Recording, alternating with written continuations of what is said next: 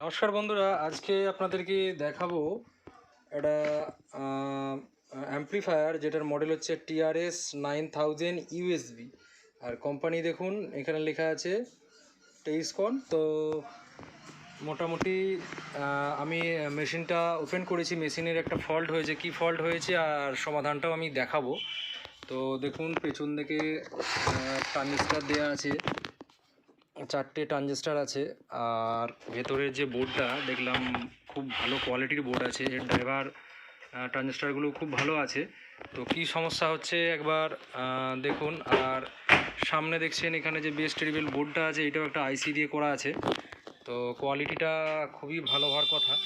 কি সমস্যা হয়েছে একবার লাইনটা দিয়ে দেখি।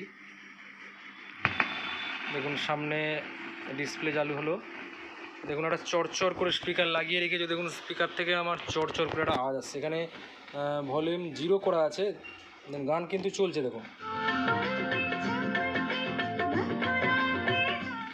কিন্তু দেখুন একটা চরচর চরচর চরচর চরচর, এই দেখুন চরচর করে একটা আওয়াজ আসছে।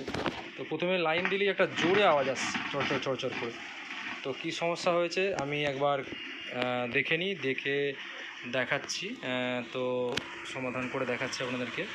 তো মেন দেখুন আমার এই দিকে দুখানা আউটপুট রয়েছে। তো এই দিকের যে আউটপুটটা, তো এই যে মোটামুটি আপনার বোর্ডটা আছে, আমি বোর্ডটা ওপেন করলাম। আচ্ছা, বোর্ডটা ওপেন করে দেখি যে কোন দিক থেকে লেফট হচ্ছে না রাইটে হচ্ছে। তো এটা হচ্ছে লেফটের এই বোর্ডটা থেকে হচ্ছে দুখানা অ্যাম্প্লিফায়ার সেকশান ভাগ করা রয়েছে।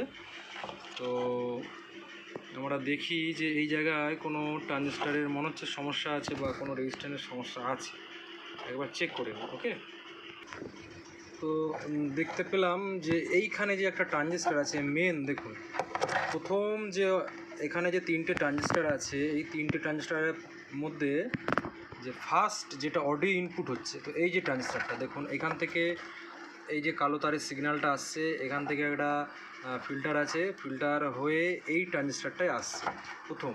তো প্রথম এই ট্রানজিস্টারটা একটু সমস্যা দেখতে পেলাম।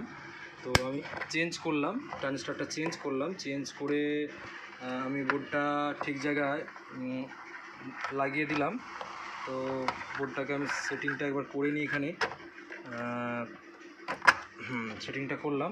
তো এবার লাইনটা দিয়ে দেখি যে এই সমস্যাটা আর আসছে কি না। তো এখানে আমি কানেকশানটা লাগিয়ে নিচ্ছি। লুজ হচ্ছে,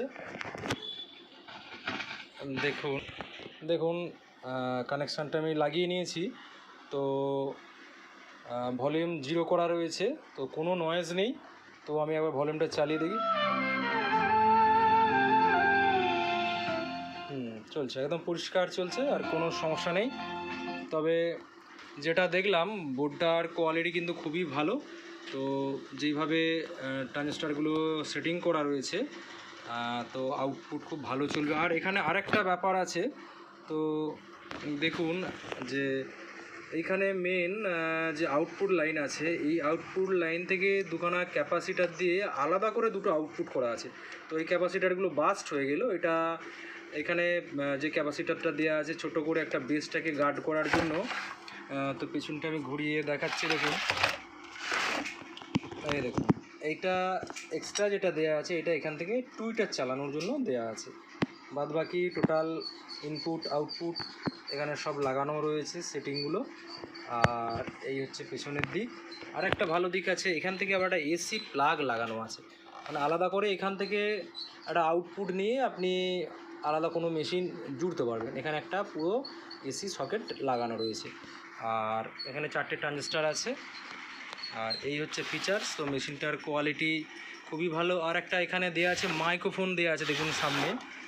তো যে মাইক্রোফোনটা দেওয়া আছে, মাইক্রোফোনটা কিন্তু খুব ভালো কাজ করবে। কারণটা কি না, মাইক্রোফোনের যে এখানে কানেকশানটা আছে, এখান থেকে সুইচে বেরিয়ে এসে টোটাল এখানে ট্রানজিস্টার দেওয়া আছে, এই ট্রানজিস্টারের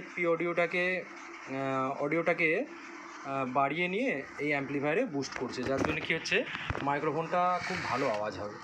মানে অনেক সময় হয় কি, এই ধরনের যে অ্যাম্প্লিফায়ারগুলো হয় এতে মাইক্রোফোনগুলো খুব একটা ভালো চলে না, তাদের সার্কিট সেভাবে করা থাকে না। তো এই অ্যাম্প্লিফায়ারটা দেখলাম, তো তো সামনে একটা ডিসপ্লে লাইট দিয়েছে, যেটা হচ্ছে লাইট বারটা ওঠানামা করবে।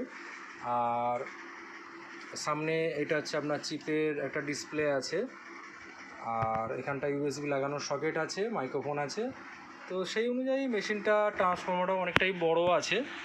যেহেতু পুরনো মেশিন, কিছুটা দাগ টাগ হয়েছে বা জং ধরেছে, হলেও মেশিনটার সাউন্ড কোয়ালিটি কিন্তু খুব ভালো। ওকে।